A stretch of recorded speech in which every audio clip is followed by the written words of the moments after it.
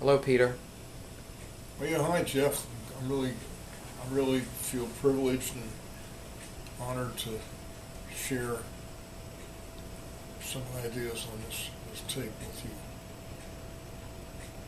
We have a bunch of people here who love you and who are glad to hear your thoughts about things. I know that you've changed my life in many ways, and I enjoyed listening with you and listening to you and talking with you. So we were talking about this post-traumatic growth issue.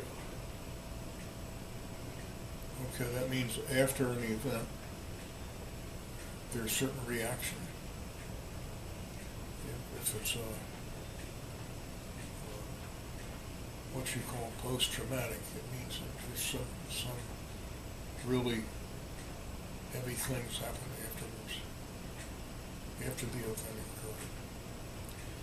And I'd like to share with you what happened to me and how it relates to what you're talking about. About 2 weeks ago, I woke up in the morning and I put my feet on the floor and I couldn't stand. It was really weird. I couldn't do anything. And so I called up Sharon and I called the hospital, and they looked at me and they said, yeah, you have two glands not working. So if you don't take care of that, you won't be around much longer. So I said, okay,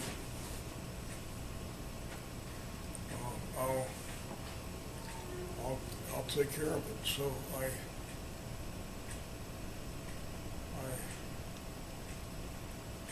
didn't like being incapacitated and have to lie in bed. I wanted to get up.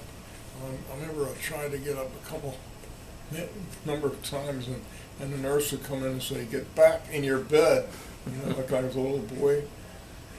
And then the next day I want to get out of bed, and I have my two legs out of bed, and she said, where are you going? I ain't going anywhere. And so it was that attitude, though, of wanting to get better made all the difference for me. And having the love and comfort of people around me, like you and people in Brookmont, Sharon, my wife, and my sister, and a lot of other people who were very important to me to give me support. And so here I sit in bed, and my feet, well, my right leg will probably work, but my left leg is not working. And so I have to accept that. So I think one thing I learned about trauma is to accept the reality of what's happening. That's what I've done. I don't fight it. I'm not saying it shouldn't be there. It's there, and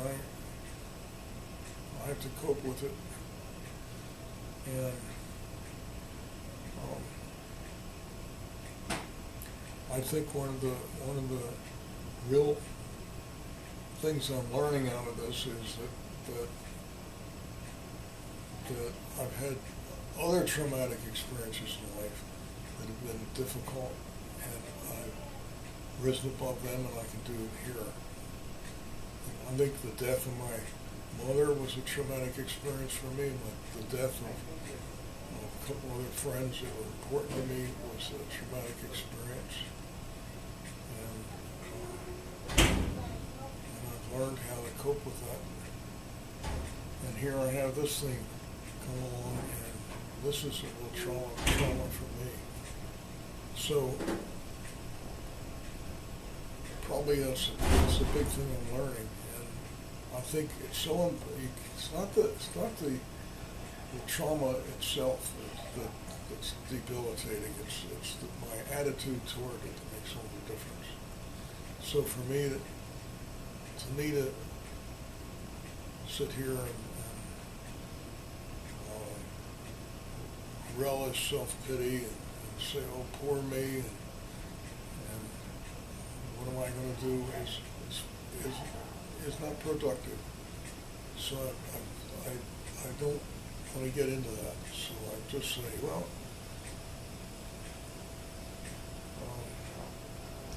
I'll just deal with this and see what happens later.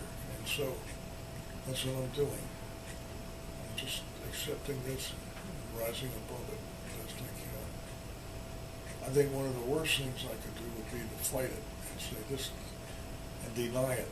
This is not happening. It shouldn't be there. What's wrong with the universe? How could God be punishing me this way? This is all neurotic stuff, and I don't want to get into it. So I'm very accepting of my condition, but I'm also accepting of the way to rise above it. So it's a choice. Yeah, it's not the trauma itself that's knocking me out. It's how I react to it. And what do I do? And also, this helps me understand other people who are going through similar things. I mean, there are people in Brookmont who are suffering, and helps me to understand this is what they're suffering. It may not be the same kind of thing I'm experiencing, but it's something very similar to it. Whether it be a broken back or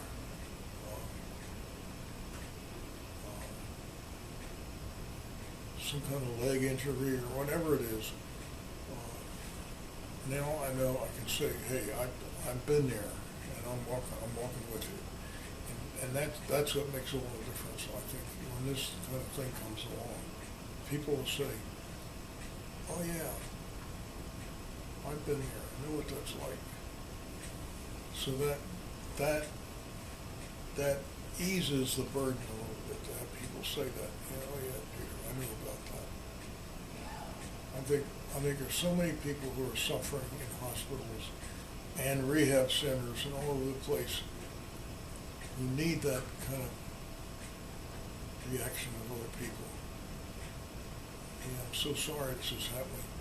Let me sit with you, or let me be with you. And one of the most helpful things to me has been people visiting me or sending me cards or even a phone call. All these things help me feel the lightness of the burden better. So I don't feel like I'm being ignored by other people. So that means a lot to me.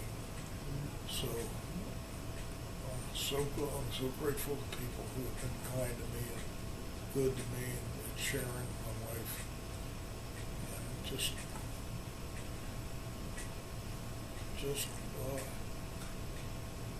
help me become rehabilitated. So.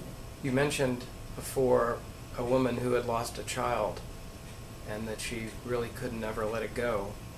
And of course that's a very hard thing to do, but how would you grow from that kind of a situation, or what could you grow toward?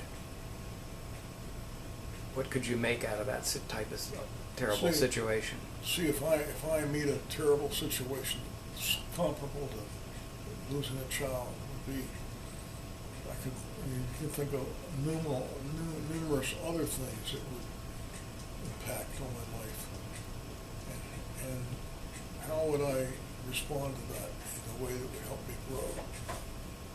What I do is I accept it, and then I'm determined to rise above it.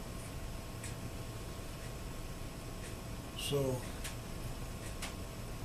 that's how I deal with loss. Is it similar to finding that inner Christ? We've talked a lot about the Jesus and the mythical versus the historical, and a lot of the allegories about that.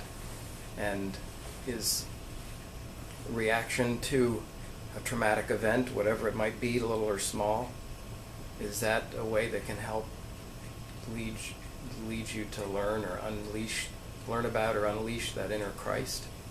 See, I feel that within me, as within everybody, is this divine dimension. And whether you call it the Christ or the Buddha or whatever it is, it's there, and it's a healing balm for our souls. And so I get in touch with that, and I feel that. So I never feel I'm being punished for anything. I just feel I'm being loved back to wholeness. So that's very important to me. In fact, when a nurse comes in and helps me with an orderly, changes my diaper, and they give us diapers here to wear, and it's all part of the Christ taking care of me. The inner Christ. The inner Christ, yeah.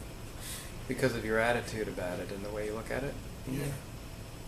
And if I reject that, then I reject a great medium for healing.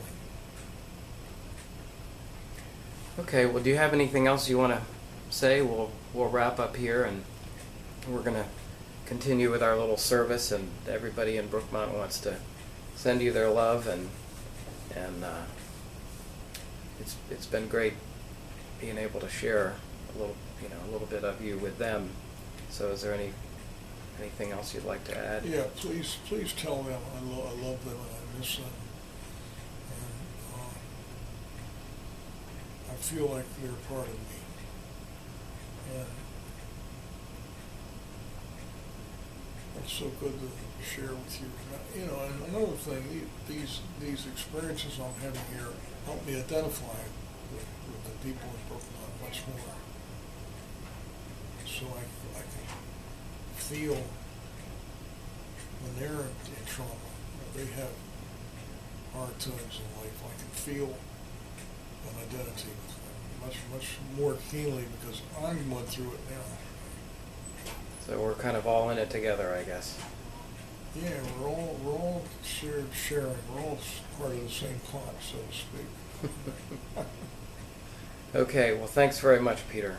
I really appreciate it. Okay, thanks, Jeff. All right.